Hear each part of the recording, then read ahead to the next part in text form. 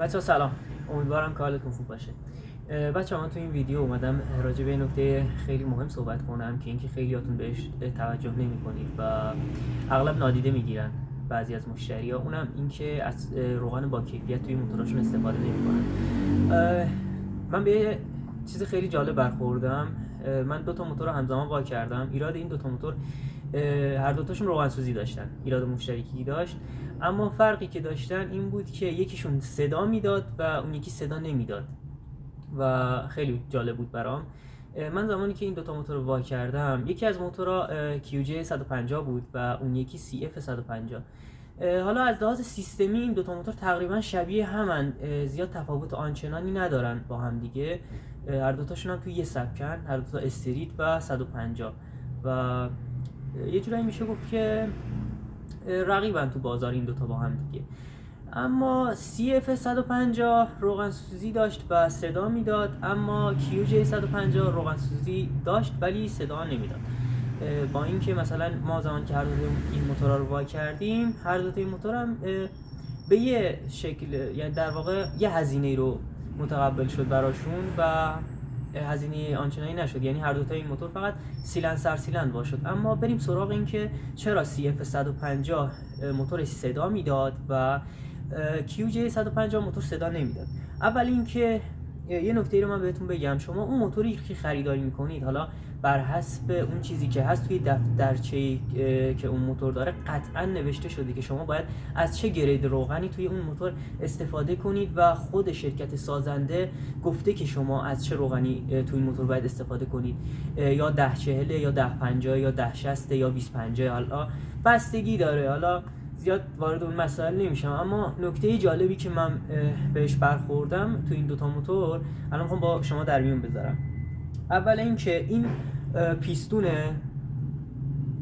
QJ 150، ببینید الان میارم نزدیک نشون بدم، ببینید هیچ خطی نداره.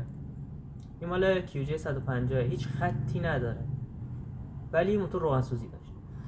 ببینید یه نقطه روی پیستون قرار گرفته که این نقطه باید دقیقاً روبروی اگزوز قرار بگیره و این ورش میشه، این ور میشه اگزوز، این ور میشه سمتی که سوخت وارد میشه.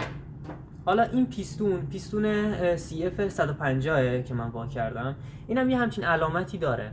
حالا اون نقطه بود، این علامت بود.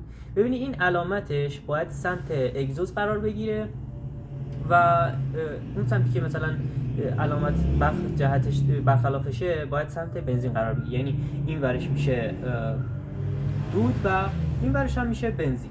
اما نگاه کنید این یه تفاوت داره با پیستون قبلی، این پیستون CF 150. ببینید این سمتیه که روبروی اگزوز قرار میگیره. این پیستون ببینید هیچ خطی نداره اینجا، اما اون سمتی که سمت دود قرار میگیره رو ببینید، ببخشید سمت بنزین قرار میگیره رو ببینید، ببینید خط داره، کامل مشخصه. حالا نگاه کنید خط داره. حالا بریم سراغ ایرادی که این موتور داشت و باعث این صدا شده بود توش.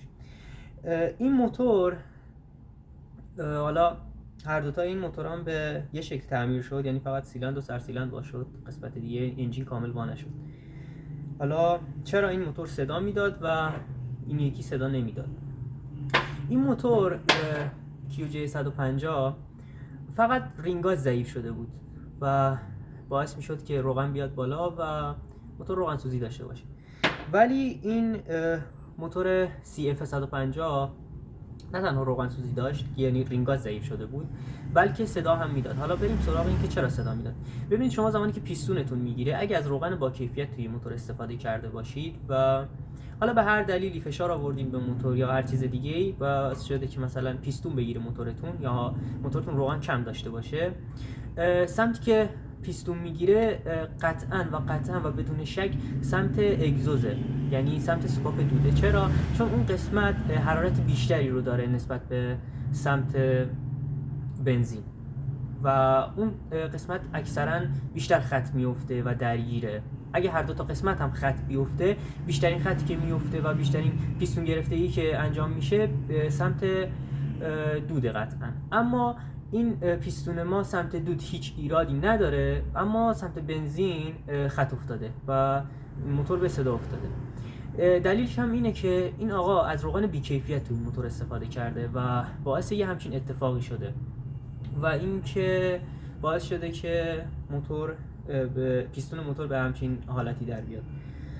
و اینم یه نکته جالب و باحالی که گفتم با شما در میون بذارم، امیدوارم که درتون خورده باشه. پس اگه از روغن بی‌کیفیت توی موتورتون استفاده کنید یه همچین اتفاقی میفته. حالا ما موتورا رو جمع کردیم، تحویل مشتری‌ها دادیم، یه ویدیو من گرفتم، امیدوارم که به درتون بخوره. با امید روزای بهتر و اینکه امیدوارم حال دلتون خوب باشه.